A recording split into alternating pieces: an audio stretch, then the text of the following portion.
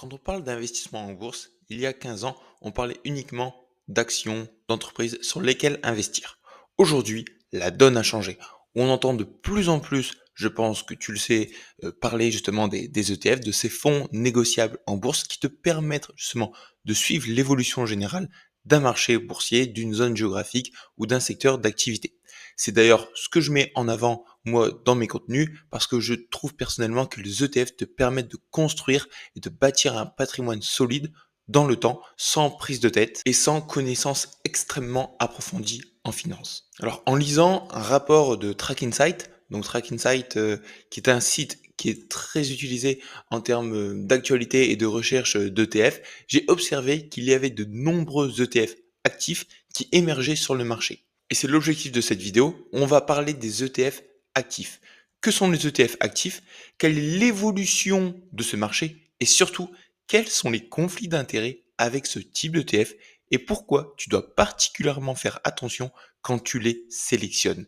Alors, bienvenue sur Investir pour demain, le podcast et la chaîne qui t'aide à développer ton patrimoine en bourse. Donc aujourd'hui, on va se pencher sur toutes les questions afin que tu puisses, comprendre la situation par rapport aux ETF passifs et actifs, 2, éviter les fameux conflits d'intérêts avec ce type d'ETF, et 3, investir sereinement avec les bons ETF. Déjà, la première chose à savoir, on va revenir sur les bases, c'est de comprendre justement la différence entre un ETF dit actif et un ETF dit passif. Quelle est la différence? Un ETF passif, donc c'est ce que tu connais, c'est ce que tu retrouves justement la plupart du temps, c'est littéralement un produit financier qui va répliquer un indice de manière automatique. Par exemple, tu auras un ETF qui va suivre le CAC 40, qui va suivre le S&P 500. Lui, il ne va pas chercher à battre le marché. Il va juste chercher à le copier. Et d'un autre côté, on a l'ETF dit actif qui lui est géré par une équipe, par des gestionnaires de portefeuille qui eux vont chercher justement à surperformer le marché, à faire mieux que l'indice de référence comme le CAC 40 ou le S&P 500 en sélectionnant eux-mêmes et activement les titres financiers. Donc il y a donc ici une prise de décision dite humaine. Pour t'expliquer simplement, un ETF actif, en fait, il se rapproche assez fort d'un fonds classique, donc dans lequel ici les gérants vont sélectionner leurs propres actifs financiers, leurs propres actions. La différence, c'est que c'est littéralement le côté en bourse où c'est liquide, c'est-à-dire que tu peux acheter, tu peux vendre des parts de ce fonds actif à tout moment lorsque les marchés sont ouverts. Donc en fait, tu as trois choses. Tu as un, le fonds, on va mettre le fonds classique où lui, ce fonds ne sera pas coté en bourse, il sera géré par des professionnels. Tu auras le fonds, donc le ETF dit actif, où lui, il va être coté en bourse et géré par des professionnels. Et troisièmement, on aura également les ETF passifs qui, eux, vont être cotés en bourse, mais qui ont juste un objectif, c'est de suivre l'indice en question. On sait que justement les ETF dits passifs ont un gros avantage par rapport aux fonds classiques. C'est-à-dire que eux ont des frais qui sont beaucoup plus faibles. Alors je me suis attardé et j'ai regardé justement quels étaient les frais des fonds actifs. Et en fait, après recul, je pensais initialement que les frais étaient plus élevés, mais ils restent assez attractifs. Ici, c'est littéralement un exemple. Donc j'ai fait mes recherches sur Just ETF. De toute manière, on va y revenir par la suite quand on va analyser les risques des ETF actifs. Et vous voyez que littéralement, on a quand même des ETF actifs avec des frais de 0,3%, 0,19, 0,25, 0,20, 0,04%, ce qui ressemble énormément finalement aux frais des ETF passifs. Donc ça reste plutôt intéressant là-dessus. Mais on va y revenir après sur le sujet des frais. Donc avant d'analyser les fameux risques et les avantages pour toi de sélectionner un ETF actif ou passif, il serait intéressant de faire une chose. Analyser l'évolution du marché pour te donner un réel aperçu de où se situent justement les ETF actifs par rapport aux ETF passifs. Alors, et pour cela, premièrement, on va regarder l'émergence du marché. Le marché des ETF, je pense que tu le sais, il ne cesse de croître. Ce qui est intéressant de voir, c'est que en 2010, les ETF représentaient environ 1400 milliards de dollars d'encours sous gestion pour environ 1800 ETF. Alors que 15 ans plus tard, en août 2025, on est environ à 18 000 milliards. Tu entends 18 000 milliards de dollars de capitalisation d'encours sous gestion pour plus de 13 000 ETF qui existent. Donc là, tu vas te dire, waouh, mais comment je vais choisir mes ETF. Mais c'est pour te montrer qu'il y a une progression qui est colossale et rien qu'en l'espace de fin 2024 à août 2025, on a une croissance de plus de 20% des encours investis dans les ETF. Ce qu'on observe très clairement, c'est que de plus en plus d'investisseurs se tournent vers les ETF, attirés notamment par 1, la simplicité, 2, la liquidité, et 3, on a les frais qui sont assez bas. Et en parallèle, parce que là on regarde le marché général des ETF, il est intéressant de comparer un petit peu les ETF dits actifs.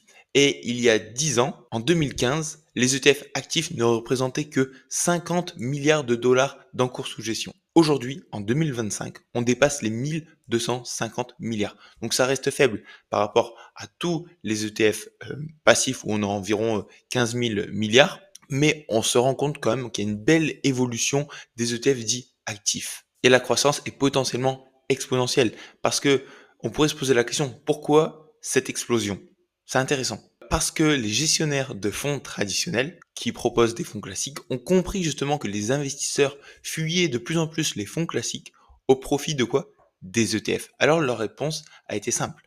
Pourquoi ne pas proposer de la gestion active mais au format des ETF? Et c'est ce mouvement d'ailleurs qui était particulièrement fort aux États-Unis parce que sur le marché américain, en 2019, 40% des ETF lancés étaient des ETF actifs et 60% étaient des ETF passifs. Donc ça, c'était en 2019.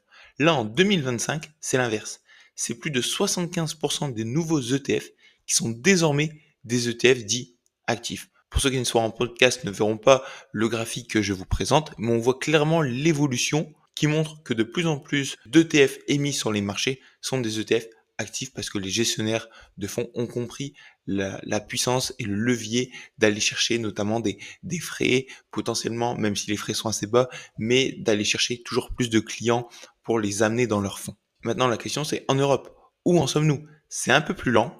En 2019, c'était 95% des nouveaux ETF étaient des ETF passifs. Donc clairement, il y a 6 ans, c'était que des ETF passifs pratiquement, alors qu'aujourd'hui, en 2025, la part des ETF actifs monte à 40%. Donc c'est beaucoup plus lent que les États-Unis, mais on a une évolution croissante de l'engouement justement vers des ETF dits actifs. Et ce n'est pas que des intentions. D'après TrackInside, les encours sur les ETF actifs en Europe sont passés de 8 milliards à plus de 80 milliards de dollars en 2025.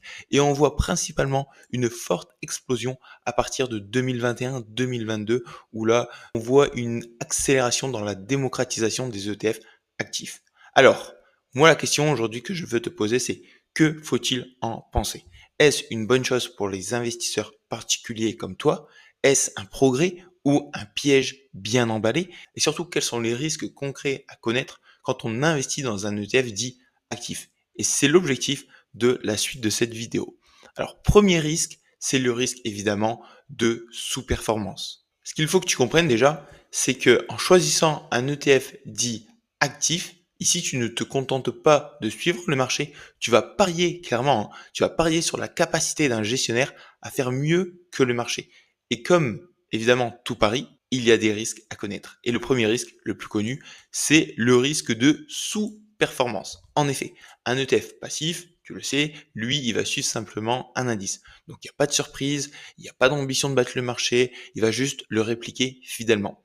Alors que, à l'inverse, un ETF dit actif, lui, va faire quoi? Les gestionnaires vont prendre des décisions dites discrétionnaires et dans la réalité, beaucoup ne battent pas leur benchmark. Le benchmark, c'est quoi? C'est leur indice de référence, comme le S&P, comme le CAC 40. Si tu regardais la vidéo précédente sur les risques du stock picking, on avait vu ensemble, il y a une étude Spivak, qui est l'étude de Standard Poor's, qui nous montre que 88% des investisseurs professionnels font moins bien que le S&P 500 sur 15 ans. Alors la question, elle est simple.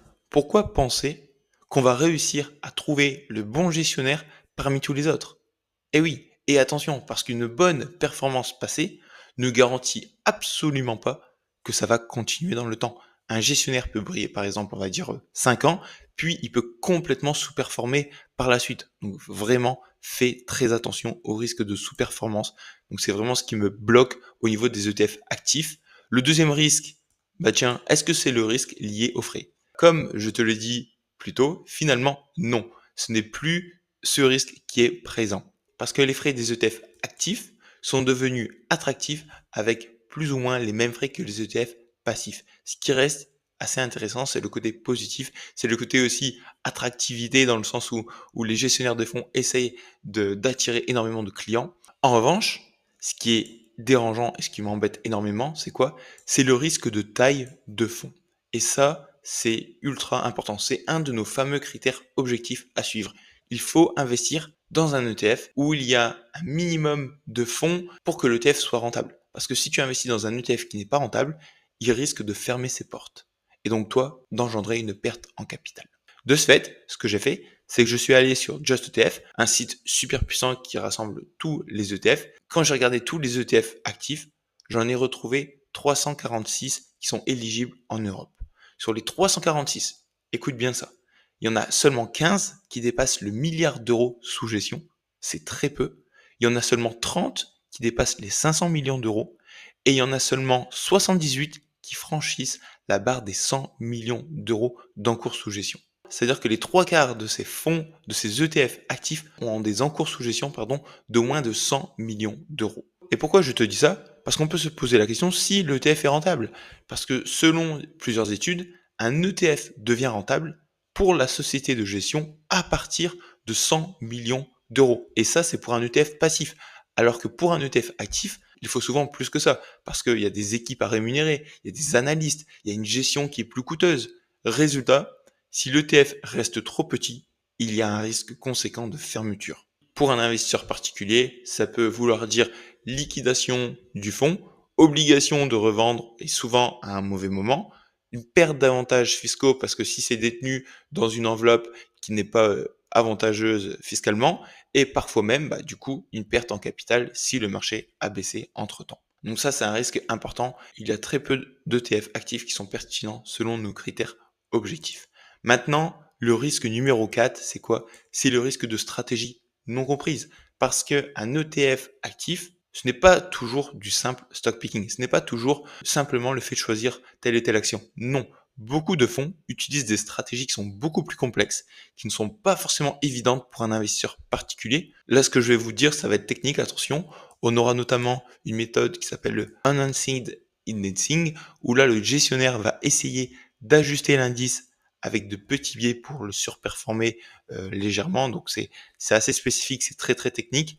Deuxième possibilité, on aura notamment le smart beta ou le factor investing, où là on va pondérer les actions selon des critères comme la value, comme la volatilité, comme la qualité, comme le momentum, le growth, donc la croissance. Également, on a une troisième approche, c'est l'approche quantitative, où là parfois ça va être 100% basé sur des modèles mathématiques sans intervention humaine. Résultat, en vrai, tu investis ici dans un produit dont tu ne comprends pas toujours la mécanique. Et ça, c'est dangereux.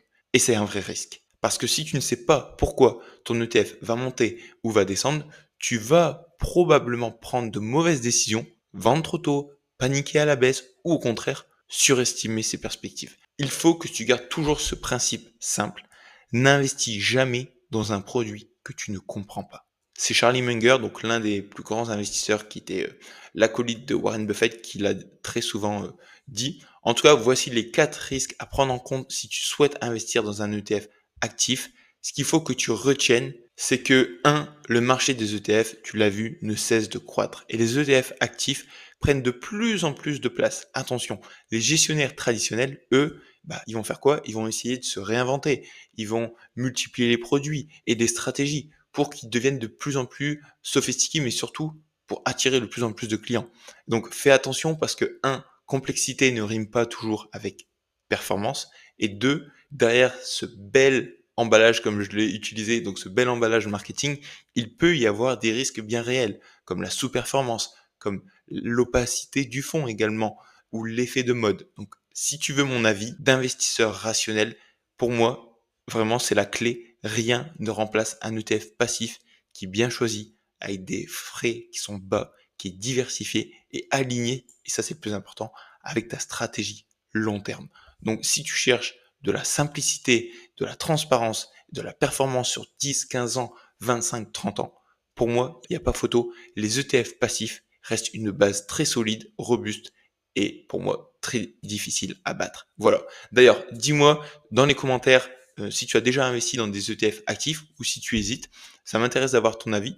Et puis surtout, n'hésite pas à t'abonner et à mettre un like parce que ça va permettre de mettre en avant le contenu et d'aider un maximum de personnes à voir ce contenu de qualité. En tout cas, c'était Emilien, ton éducateur en bourse. Prends soin de ta stratégie d'investissement à long terme. Fais attention aux ETF actifs. Et puis sur ce, je te souhaite une bonne journée ou une bonne soirée en fonction du moment où tu regardes ou écoutes ce contenu. Allez, ciao ciao.